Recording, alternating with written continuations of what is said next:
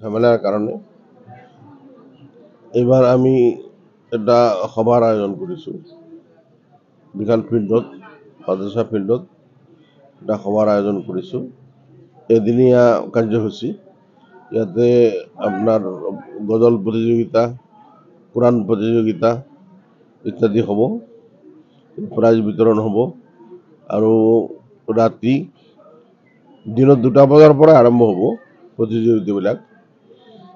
ৰাতি মুকলি সভা আপোনাৰ 7টাৰ পৰা আৰম্ভ হ'ব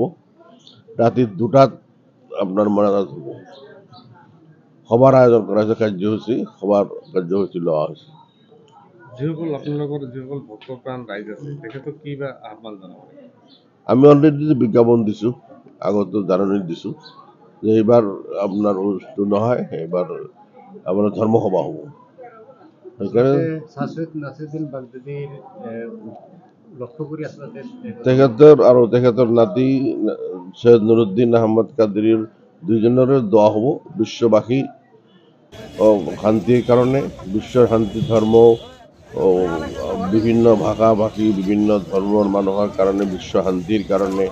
আমি দোৱা খোদা তালাৰ পৰা দোৱা মাগি এইটো আমাৰ ইচ্ছা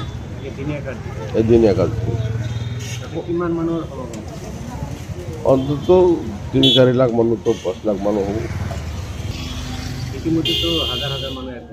একগোট আহিছে বহুতে নাজানে বহুতে নাজানাৰ কাৰণে এডভান্স আহিছে কিন্তু আমি যিবিলাক মানুহ অন্তত নাজানি আহিব সিহঁতৰ কাৰণে কিবা ব্যৱস্থা কৰিব লাগিব সেইকাৰণে খোৱা আৰু থকাৰ কিবা ব্যৱস্থা আছে কৰি আছোঁ